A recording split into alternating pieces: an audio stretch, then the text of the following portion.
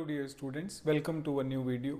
जैसा कि हम लोगों ने अपने क्वांट के कुछ सेक्शंस को कवर किया है, तो आज हम लोग एक सैम्पल पेपर सॉल्व करेंगे जिससे हम लोग एक बेटर अंडरस्टैंडिंग हो सकेगी कि हम किस टाइप की प्रिपरेशन जो है वो हम लोगों की चल रही है। तो हम लोग आज एक क्वांट का पेपर सॉल्व करने वाले हैं। पहले क्वेश्चन आपकी स्क्रीन पर है, आप वीडियो को पॉज करके पहले उसे अटेम्प्ट करो, फिर मैं उसका सोल्यूशन आपको प्रोवाइड करता हूँ। है कि HCF ऑफ 2 नंबर 49 और आपको जो है क्वेश्चन में सेकंड नंबर फाइंड आउट करने को बोला हुआ है।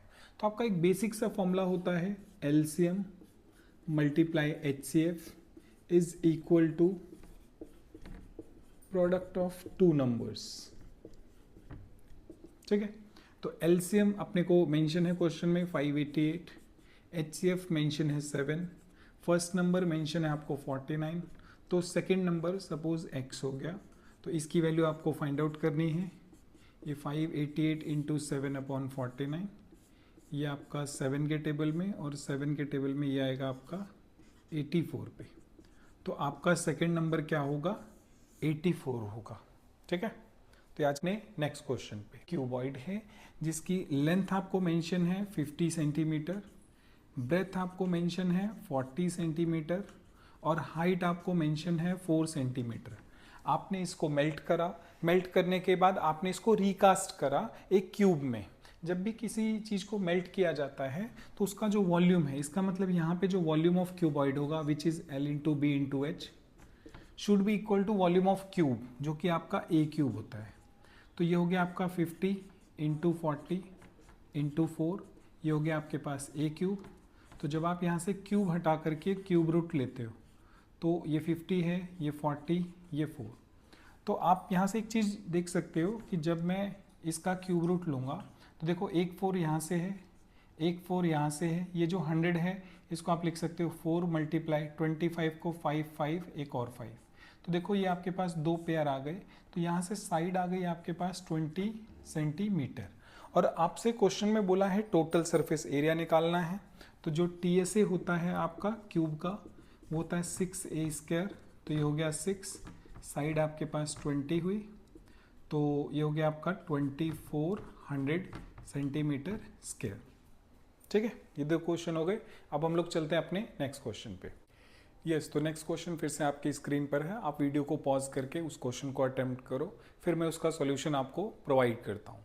क्वेश्चन में आपसे ये बोला गया था कि एक लैडर है, ये जो है एक वॉल के अगेंस्ट लीन कर रही है और ये जो लैडर है इसका टॉप जो है वो बॉटम से 9 मीटर के डिस्टेंस पे है। अब क्वेश्चन में ये बोला गया कि अगर इस लैडर के बॉटम को आप 3 मीटर पुल करते हो, अगर आप 3 मीटर पुल करते हो तो लैडर का जो ये टॉप है, ये टॉप यहाँ पर आ जाता है। तो आप एक बेसिक सी चीज़ देखो कि अगर ये लैडर का टॉप जो है वो यहाँ पर आ जा रहा है और अगर मैं लैडर की लेंथ को x एज्यूम कर लूँ तो यहाँ से जो मेरा ये वाला पोर्शन होगा, क्योंकि ये टोटल लैडर की लेंथ होनी चाहिए, क्योंकि जब हमने लैडर को 3 मीटर पुल करा तो लैडर का टॉप यहाँ पर आ जा रहा है, इसका मतलब ये पूरी लेंथ ये जो पूरी लेंथ है वो लैडर की होनी चाहिए। अब लेंथ की लैडर को अगर आप x लेट कर रहे हो तो ये पूरा x होगा, तो ये 3 है, तो ये पोर्शन हो गया आपका x माइनस 3। अब जब आप इस ट्रायंगल में पाइथागोरस थ्योरम अप्लाई करते हो या आप ट्रिपलेट को यूज़ करते हो तो ट्रिपलेट में आपका होता है ना 9 और यहाँ पे आपका 12, तो ये आपका 15 हो जाएगा। 9, 12 और 15 ये आपने ट्रिपलेट है, जो ट्रिपलेट की हेल्प से आप इसको सॉल्व कर सकते हो। तो यहाँ से x की सीधी वैल्यू कितनी आ जाएगी आपके पास, 15। नेक्स्ट क्वेश्चन है, नेक्स्ट क्वेश्चन में हमें ये दो इक्वेशन मेंशन है और हमसे बोला है A, B और C का रेशियो फाइंड आउट कर लो। अगर मैं इस क्वेश्चन को थोड़ा सा सिंप्लीफाई करता हूँ तो यहाँ पे अगर मैं 3 कॉमन लूँ तो देखो क्या आएगा आपके पास 4A प्लस 2B और ये आपके पास 3 है ही, यहाँ से क्या आ जाएगा आपके पास 3C प्लस 4A। देखो आप 3 से 3 कैंसिल आउट हुआ, 4A से 4A कैंसिल आउट हो गया। अगर मैं ये B बाय C अगर लेकर आता हूँ तो ये आ रहा है 3/2। सिर्फ इतनी ही चीज़ आपको रिक्वायर्ड है क्वेश्चन को सॉल्व करने के लिए।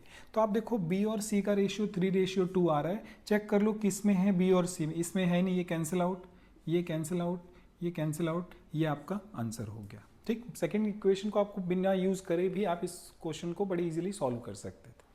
ठीक है, तो चलते हैं हम लोग अपने नेक्स्ट क्वेश्चन। फिर से आपकी स्क्रीन पर है, आप वीडियो को पॉज करके क्वेश्चन को अटेम्प्ट करो, फिर मैं इसका सोल्यूशन आपको प्रोवाइड करता हूँ। क्वेश्चन में ए, बी और सी का रेशियो 8:3:9 दिया हुआ है। आपको बोला है इसमें से कौन सी इक्वेशन सही है।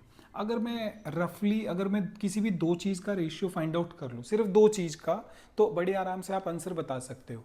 जैसे अगर आप देखो ए और बी का रेशियो आपके पास कितना है, ये 8:3 है। तो अगर मैं यहाँ पर देखूँ, जैसे इसको देखता हूँ, अगर मैं ए के नीचे बी लेकर के आऊँगा तो ये बनेगा 4/3, 4:3 बनेगा। ठीक, और आपका यहाँ पे 8:3 है, तो ये आंसर नहीं हो सकता। यहाँ पे अगर आप देखोगे तो a/b ये आपका आएगा 9/8, ये भी आपका 8/3 नहीं हो सकता, ये भी कैंसिल आउट। इसको अगर देखोगे तो a/b ये हो जाएगा 24/9, 3 से कैंसिल आउट हो जाएगा। तो ये हमारा आंसर हो सकता है। अभी लास्ट वाले को चेक करना है। अगर मैं यहाँ से देखूँ तो ये a/b आपका कितना आ रहा है, 3/8, तो ये भी नहीं हो सकता। आपका ये आंसर करेक्ट आंसर है। ठीक है, तो फिर नेक्स्ट क्वेश्चन में आपको ये बोला गया था कि कोई आर्टिकल 50% अबव उसके कॉस्ट प्राइस मार्क करा गया है। इसका मतलब उसका मार्क प्राइस क्या हो जाएगा। अगर कॉस्ट प्राइस अगर मैं 100 एज्यूम कर लेता हूँ तो मार्क प्राइस उसका 150 हो जाएगा। और हमेशा आपको मैंने बताया था लास्ट वीडियो में कि जब भी आपको डिस्काउंट देना हो तो डिस्काउंट आप हमेशा मार्क प्राइस पर दोगे। तो जैसे ये आपका मार्क प्राइस है, आपको अगर डिस्काउंट देना है तो आप क्या करोगे, 40% का डिस्काउंट, तो इस पे अगर आप 40% निकालोगे तो आपका 60 रुपीज़ आएगा। इसका मतलब आपने डिस्काउंट जो दिया है वो 60 रुपीज़ का दिया है, तो आपका जो सेलिंग प्राइस है वो माइनस करके आपका 90 आ रहा है। मतलब आपने कोई आर्टिकल 100 का परचेज करा था और 90 का सेल कर दिया, इसका मतलब आपको सीधा सीधा 10% का लॉस हो रहा है। तो आपका आंसर जो होगा वो होगा 10% और ये आपका लॉस है। ठीक है।